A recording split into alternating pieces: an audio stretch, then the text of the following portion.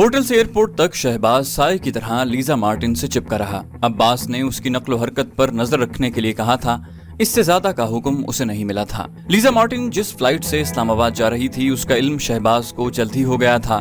फिर भी उसने फ्लाइट की रवानगी के आधे घंटे बाद तक उसका इंतजार किया, जिसके बाद उसके होटल फोन करके इस बात की तसल्ली कर ली कि 2 दिन के लिए वो इस्लामाबाद तशरीफ ले गई हैं। अब वो अपने मोबाइल फोन से अब्बास से बात कर रहा था। अब्बास ने अपने फोन पर उसका ये पैगाम मौसूल किया कि लीजा मार्टिन इस्लामाबाद की तरफ महवे परवाज है और अब खुद एयरपोर्ट की तरफ जा रहा था। एयरपोर्ट से लीजा मार्टिन की रवानगी गो के आम रास्ते से नहीं हुई थी, लेकिन जहां मौजूद अब्बास के एक सोर्स ने उसे बताया था कि एक मेम को बड़ी मर्सिडीज गाड़ी में सवार करके वीआईपी लाउंज की तरफ से बाहर निकाला जा रहा है। एयरपोर्ट से खान साहब के बंगले तक उसने अपनी मोटरसाइकिल पर कार का ताक़ुब किया कि किसी को गुमान न गुजरे, और अब अपनी जगह एक और साथी की ड्यूटी उसने बंगले के सामने लगा दी थी। मोबाइल फोन के जरिए उनके राब्ते एक दूसरे से कायम थे और लीजा मार्टिन की सरगर्मियां अब्बास के इल्म में थीं। अमरीकी सिफारत खाने से मकामी होटल तक उसने जहां जहां कयाम किया सब उनके इल्म में था, और अब वो अपने मंसूबे के आखिरी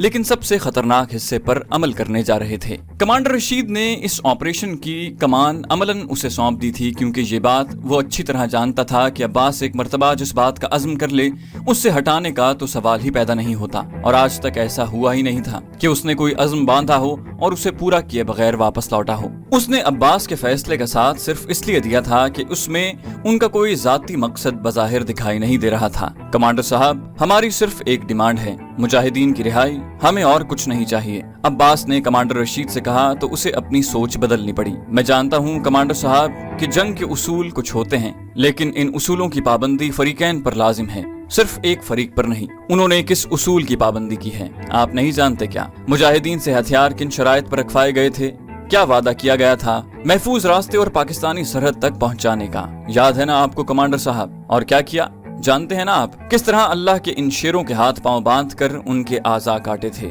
जालिमों ने किस तरह गर्दनों में बारूद भर कर खून के फवारे उछलने का तमाशा किया था। क्या ये सब कुछ इन अमरीकियों की आंखों के सामने नहीं हुआ? दुनिया भर के मीडिया ने तस्वीर जारी नहीं की, किसी के कान पर जू नहीं रेंगी, किसी ने एक लफ्ज भी अपने मुंह से नहीं निकाला। तुफ है हमारे साहिबान इख्तदार पर।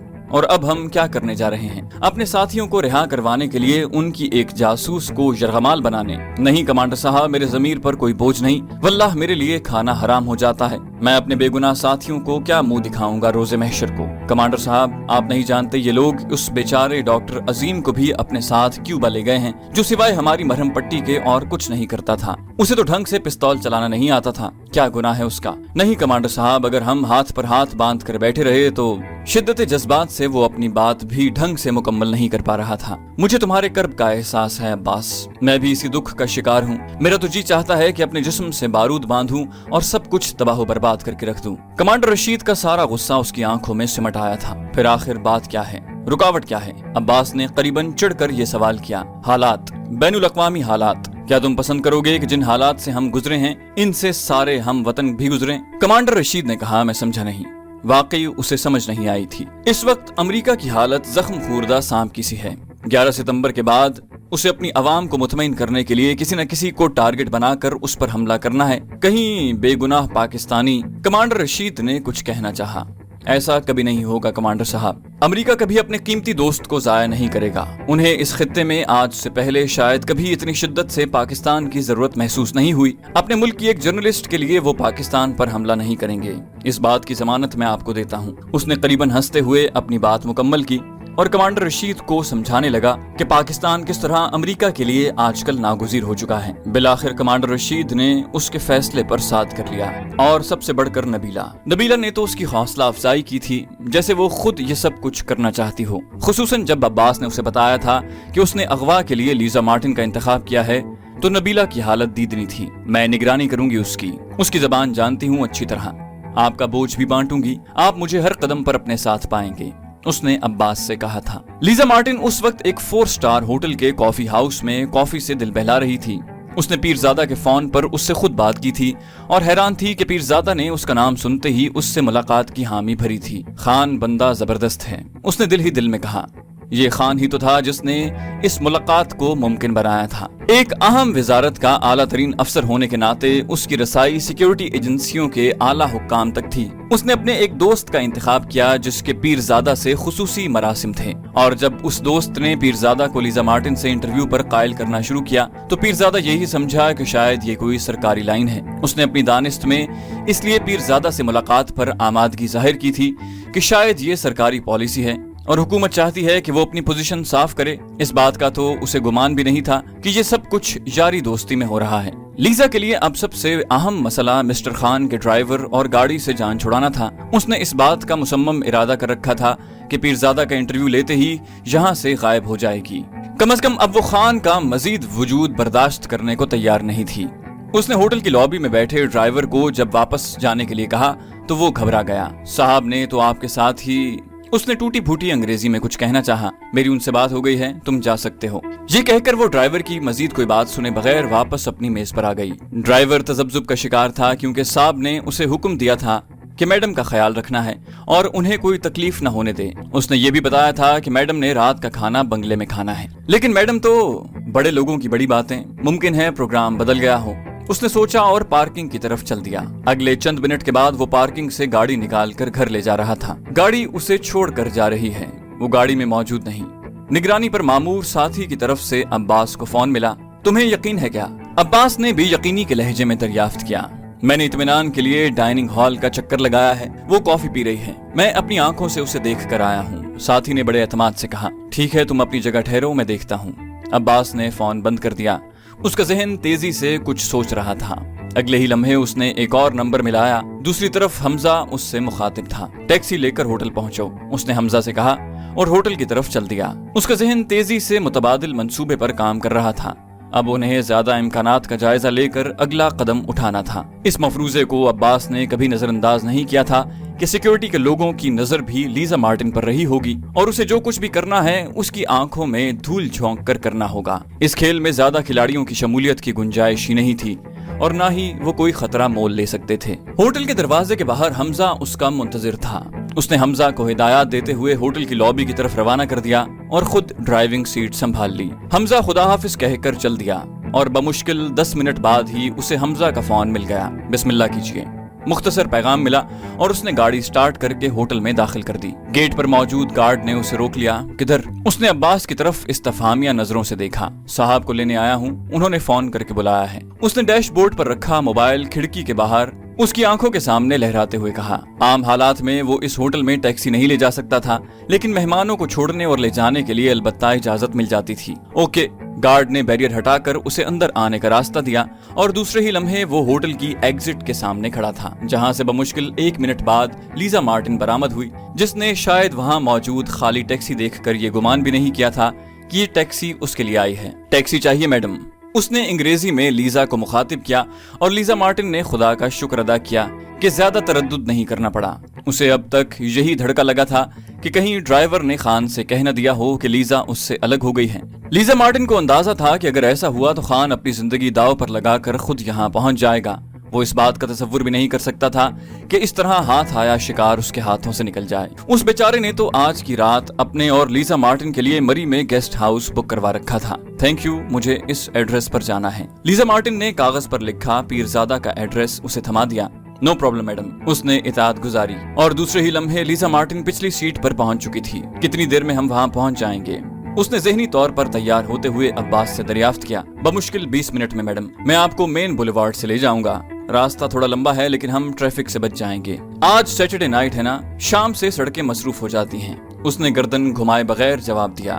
نو پرابلم، اس مرتبہ لیزا مارٹن نے کہا اور مطمئن ہو کر اپنا سر سیٹ سے ٹکا دیا۔ وہ دل ہی دل میں خود کو پیرزادہ کا سامنا کرنے کے لیے تیار کر رہی تھی۔ ڈرائیور پڑھا لکھا اور خاصا مہذب دکھائی دے رہا تھا اور بہت با اخلاق بھی تھا۔ لیزا بہت مطمئن تھی۔ وہ لوگ ایک درختوں سے گھری اور سنسان سڑک سے گزر رہے تھے جب اچانک گاڑی جھٹکا کھا کر رک گئی۔ کیا ہوا؟ لیزا نے گھبرا کر پوچھا۔ Very sorry madam, no problem, ذرا پلگ میں کچرا آ گیا ہے۔ پرانی گاڑیاں ہیں نا میڈم، کوئی نہ کوئی مسئلہ لگا رہتا ہے، پلیز 2 منٹ زحمت ہوگی آپ کو۔ عباس نے اس سے اتنی لجاجت سے یہ بات کہی کہ اس کی ساری پریشانی ختم ہو گئی۔ اس نے جلدی سے باہر نکل کر گاڑی کا بونٹ کھولا اور سر جھکا کر اپنے کام میں مصروف ہو گیا۔ لیزا مارٹن اس لیے بھی مطمئن تھی کہ ہوٹل سے پیرزادہ کو فون کر کے اس نے اپنے آنے کا جو وقت بتایا تھا اس میں ابھی پون گھنٹہ باقی تھا۔ ہینڈز اپ! اچانک ہی 2 نقاب پوش اس کے دونوں جانب پستول تان کر کھڑے ہو گئے۔ بونٹ عباس نے گرا دیا اور چپ چاپ اپنی سیٹ پر بیٹھ گیا۔ لیزا مارٹن پر کپکپاہٹ طاری ہو گئی۔ کون ہو تم؟ کیا بات ہے؟ اس نے گھبرائے ہوئے خوفزدہ لہجے میں بمشکل کہا۔ چپ چاپ بیٹھی رہو۔ زبان سے ایک لفظ بھی نکلا تو نقاب پوش نے انگریزی میں اسے سختی سے ڈانٹا اور لیزا مارٹن سہم کر رہ گئی۔ اسے اس بات کا احساس ہی نہ ہو سکا کہ کب دوسرے نقاب پوش نے اس کے منہ پر رومال رکھا، کب وہ بے ہوش ہوئی۔ شاید عباس اس کی بے ہوشی کا منتظر تھا۔ اس نے ٹارچ سے مخصوص اشارہ کیا۔ دوسرے ہی لمحے درختوں کے جھنڈ سے ایک پرانی سی ایمبولینس برآمد ہوئی اور تینوں نے بے ہوش لیزا مارٹن کو اس میں منتقل کر دیا۔ ایمبولینس لے کر عباس اور اس کے ایک دوست نے اپنی راہ لی، جبکہ دوسرے نقاب پوش نے ٹیکسی کو مخالف سمت میں ڈال دیا۔ ان کا ایک اور ساتھی موٹر سائیکل پر ٹیکسی کے تعاقب میں آ رہا تھا۔ ایک بہت اندھیری جگہ جنگلی گھاس سے گھرے قطع راضی پر پہنچ کر وہ رک گئے۔ موٹر سائیکل والا وہیں کھڑا رہا، جبکہ ٹیکسی ڈرائیور نے ڈگی کھول کر اس میں سے پیٹرول کا ایک کین نکالا اور اسے ٹیکسی پر چھڑک کر آگ لگا دی۔ وہ خود اپنے ساتھی کے ساتھ موٹر سائیکل پر بیٹھ کر وہاں سے نکل گیا۔ اب یہاں جلتی ہوئی ٹیکسی کے سوا اور کوئی موجود نہیں تھا۔ ٹیکسی کی آگ نے گھاس کو بھی اپنی لپیٹ میں لینا شروع کر دیا تھا، لیکن ابھی تک کسی کو خبر نہیں ہوئی تھی۔ بمشکل 15 منٹ بعد جب ایک کار یہاں سے گزری اور کار سوار نے گھاس کو آگ لگے دیکھی تو اس نے فائر بریگیڈ کو فون کیا۔ فائر بریگیڈ اور پولیس کو وہاں پہنچنے تک ٹیکسی جل کر تباہ ہو چکی تھی۔ لیزا مارٹن کو ہوش آیا تو اسے اپنے سر کے ساتھ ساتھ کمرہ گھومنے کا بھی احساس ہو رہا تھا۔ گھبرا کر اس نے دوبارہ آنکھیں بند کر لی اور 10 منٹ تک اس پوزیشن میں خود کو نارمل کرنے کے بعد آنکھیں کھولی تو وہ ایک آرام دہ پلنگ پر موجود تھی، جہاں ایک کونے میں ٹی وی دھرا تھا۔ ایک صوفہ اور میز کے علاوہ اس کے سرہانے منرل واٹر کی بوتل اور گلاس رکھا ہوا تھا۔ لیزا نے ڈرتے ڈرتے بوتل سے پانی نکال کر حلق میں انڈیلا اور کوشش کرنے لگی کہ خود کو کم از کم اتنا نارمل کر لے کہ ڈھنگ سے اس کے حلق سے آواز ہی نکل پائے، ورنہ تو اسے اپنی قوت گویائی کے ختم ہونے کا اندیشہ ہونے لگا تھا۔ یہ احساس کہ اسے اغوا کر کے یہاں لایا گیا ہے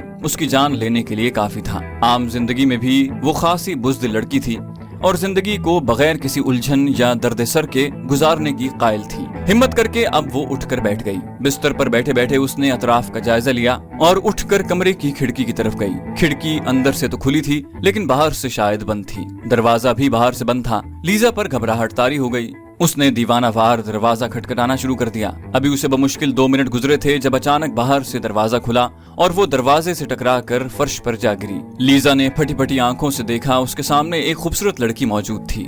کون ہو تم؟ مجھے یہاں کیوں لایا گیا ہے؟ اس نے اپنی تمام توانائیاں مجتمع کر کے لڑکی سے پوچھا۔ میرا نام سائقہ ہے۔ سائقہ کا مطلب جانتی ہو؟ بجلی۔ اور تمہیں ہم اغوا کر کے یہاں لائے ہیں، نبیلہ نے جواب دیا۔ لیزا نے اندازہ لگایا کہ لڑکی خاصی تعلیم یافتہ ہے یا پھر وہ جان بوجھ کر اس کے سامنے بالکل یورپین لہجے میں انگریزی بول رہی تھی۔ اس بات کا تو اسے یقین ہو گیا تھا کہ اس نے اپنا نام صحیح نہیں بتایا ہوگا۔ یہ خبر اس کے اعصاب پر بجلی بن کر گری کہ اسے اغوا کر کے یہاں لایا گیا ہے۔ خوف کی ایک سرد لہر اس کی ریڑھ کی ہڈی میں سرایت کر گئی۔ لیکن کیوں؟ میں نے تمہارا کیا بگاڑا ہے؟ لیزا نے قریباً روحان سی آواز میں کہا۔ تم نے ہمارا رہنے کیا دیا ہے؟ تم انسان نہیں، درندے ہو، وحشی درندے۔ نبیلہ کے لہجے میں رات کڑک رہی تھی۔ دیکھو تم جو کوئی بھی ہو، ایک بات جان لو، میں اتنی اہم شخصیت نہیں جس سے کسی واقعے کا کوئی تعلق ہو، نہ ہی مجھے اغوا کرنے سے تمہیں کچھ فائدہ ہوگا۔ لیزا نے منت سماجت کرتے ہوئے کہا، یہ تمہارا مسئلہ نہیں، تمہارے لیے صرف ایک ہی نصیحت ہے کہ خاموشی سے یہاں بیٹھی رہو۔ کوئی چالاکی دکھانے کی کوشش کی تو تمہاری کم از کم سزا موت ہے، کیونکہ ہم تمہیں زخمی کرنے یا یہاں سے فرار ہونے کا موقع کبھی نہیں دے سکتے۔ یہ ہمارے لیے سراسر گھاٹے کا سودا ہے۔ نبیلہ نے اس کی طرف دیکھتے ہوئے کچھ ایسے لہجے میں بات کی کہ لیزا کو اپنا سانس رکتا محسوس ہونے لگا۔ خدا کے لیے مجھے جانے دو، میں نے تمہارا کیا بگاڑا ہے؟ اس نے قریباً روتے ہوئے کہا۔ بہت بزدل ہو تم، اتنی جلدی منت سماجت پر اتر آئی؟ ابھی تو آغاز ہے مس لیزا مارٹن، اپنے حواس قائم رکھو۔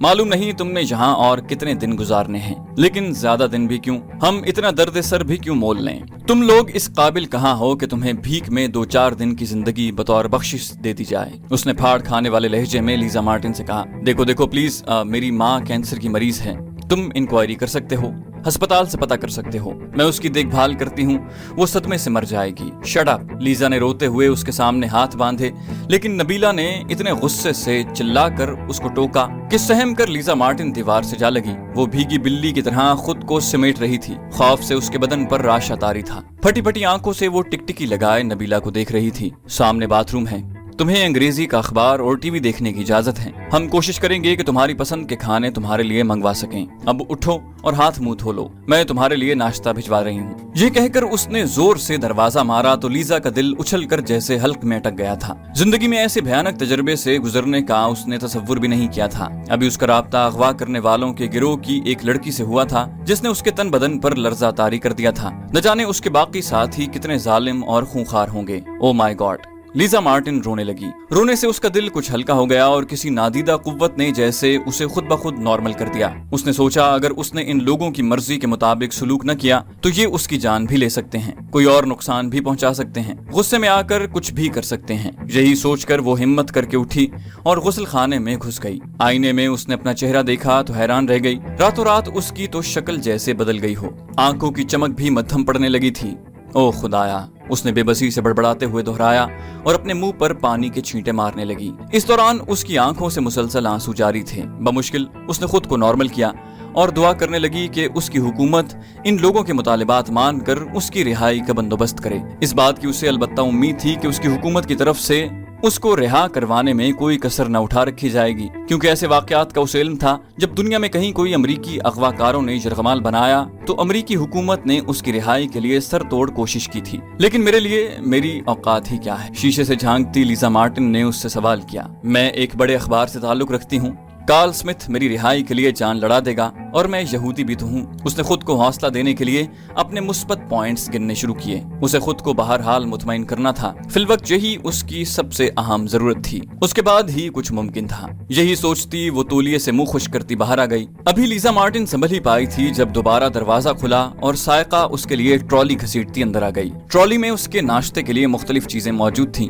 पहले ही नजर उस पर दौड़ाने से कम इस बात का अंदाजा हो गया था कि जालिम और बेरहम होने के बावजूद ये लोग मुहज्जब जरूर हैं, क्योंकि उन्हें उसके खाने पीने का खासा एहतमाम कर दिया था। नाश्ता करो, कॉफी और चाय दोनों मौजूद हैं। और हाँ, हम कतन ये नहीं चाहेंगे कि तुम भूख हड़ताल करो। कोशिश करना हमें इस बात का शक भी न हो कि तुमने कुछ खाया पिया नहीं। हमारे लिए तुम्हारी कोई अहमियत तब तक है जब तक तुम सेहतमंद और नॉर्मल हो। सायका ने उसे ये बात इस तरह समझाई थी कि जैसे कुछ न खाने की सूरत में उसे गोली मार दी जाएगी। Thank you. लीजा मार्टिन ने हिम्मत की। अगर तुम्हें मेरे सामने नाश्ता करने में दिक्कत पेश आ रही है तो मैं बाहर चली जाती हूँ। आधे घंटे बाद आकर मैं अशियाए खुर्दनोश चेक करूंगी। सायका नामी इस लड़की ने अगली बात कही और उसकी तरफ देखा। लीजा मार्टिन खौफ के मारे इस सवाल का जवाब ही ढंग से न दे पाई थी। सायका ने उसकी तरफ अजीब सी नजरों से देखा और बाहर चली गई। इस मर्तबा उसने ये मेहरबानी जरूर की थी कि जाते हुए दरवाजा शरीफाना तरीके से बंद कर गई थी, जबकि लीजा मार्टिन जहनी तौर पर खुद को किसी धमाके की आवाज के लिए तैयार कर रही थी। उसने सायका की धमकी को जहन में रखते हुए खुद पर जबर करके 2 स्लाइस जहर मार किए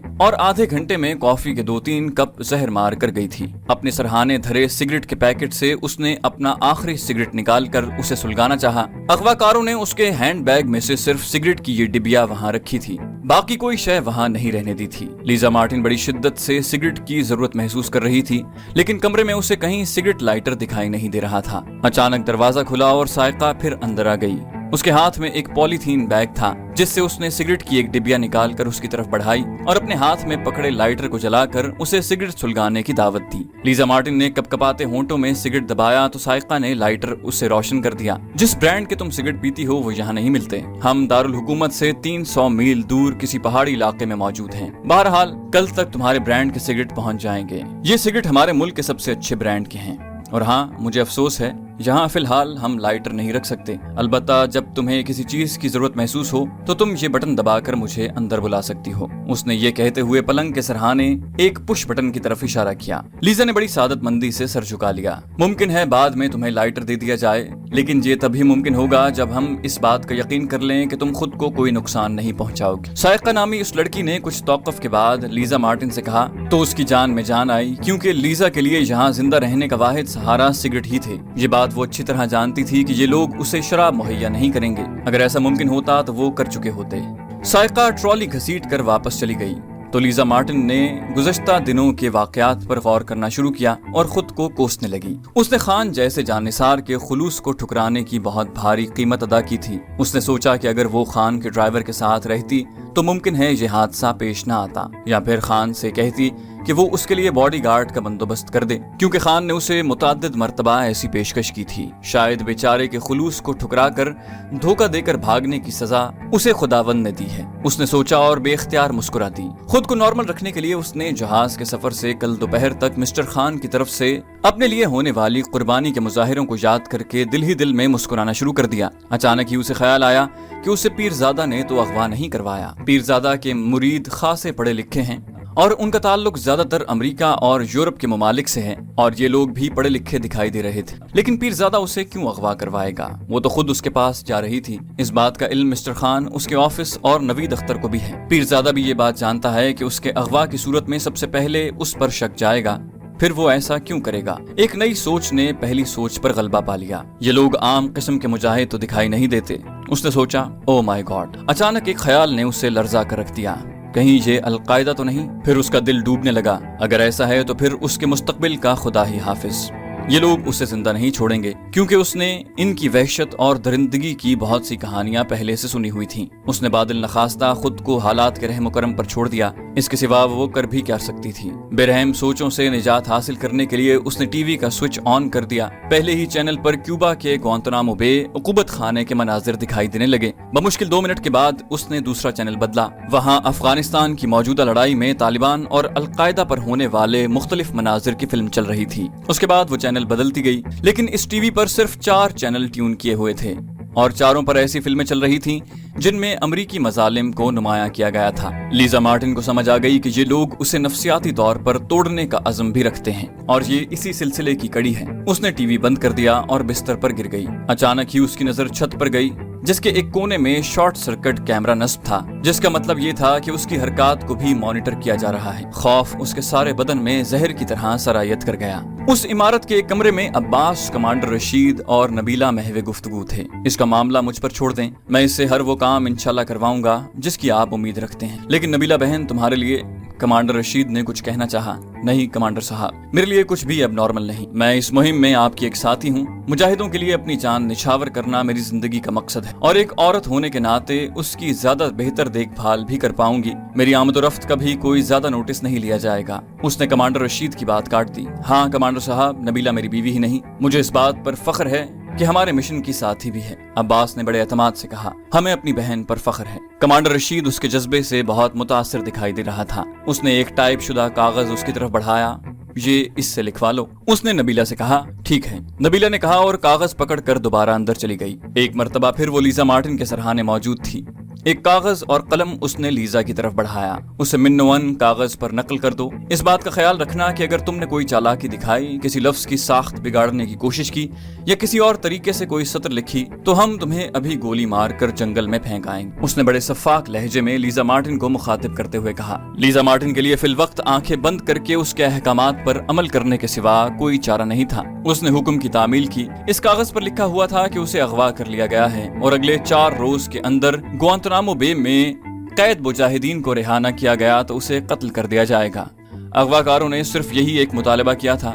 ان کا تقاضا تھا کہ امریکی وزیر خارجہ قیدیوں کی رہائی کا اعلان کریں، جس کے بعد اغوا کار انہیں بتائیں گے کہ انہیں کہاں پہنچانا ہے۔ لیزا مارٹن کے ہاتھ سے لکھے کاغذ پر سائقہ نامی اس لڑکی نے نظر دوڑائی اور مطمئن ہو کر سر ہلاتی، جس طرح آئی تھی اسی طرح واپس لوٹ گئی۔ تھوڑی دیر بعد وہ نزدیکی مارکیٹ میں اشیاء خوردونوش کی خریداری کر رہی تھی۔ جس مارکیٹ میں وہ آئی تھی وہ اس جگہ سے قریباً 3 کلومیٹر دور تھا جہاں انہوں نے لیزا مارٹن کو رکھا ہوا تھا۔ گو کے گھر کے نزدیک ایک اور مارکیٹ بھی تھی، لیکن احتیاطی اقدامات کے پیش نظر نبیلہ نے وہاں جانا مناسب نہ سمجھا۔ اس نے عباس اور کمانڈر رشید سے بطور خاص کہا تھا کہ اس کے ساتھ کسی کو جاننے کی ضرورت نہیں، نہ ہی ان تینوں کے علاوہ کسی اور کو اس جگہ کا علم ہونا چاہیے۔ کمانڈر رشید اور عباس نے یوں تو بہت سے معاملات اس سے بھی پوشیدہ رکھے ہوئے تھے، لیکن دونوں اس کے مشوروں کو قدر کی نگاہ سے دیکھتے تھے، کیونکہ دونوں کے علم میں یہ بات آ چکی تھی کہ نبیلہ صرف عباس کی بیوی نہیں، ایک مجاہدہ بھی ہے جو کسی تربیت کی بھی محتاج نہیں۔ لندن میں تعلیم یافتہ نبیلہ نے کمانڈر رشید کو بہت متاثر کیا تھا۔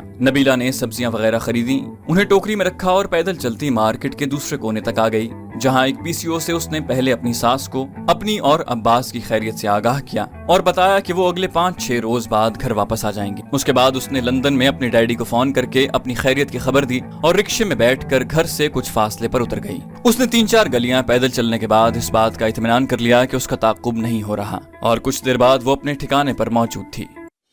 चैनल को सब्सक्राइब कीजिए और बेल आइकन पर क्लिक कीजिए ताकि आपको तमाम वीडियोस फौरन मिलती रहें।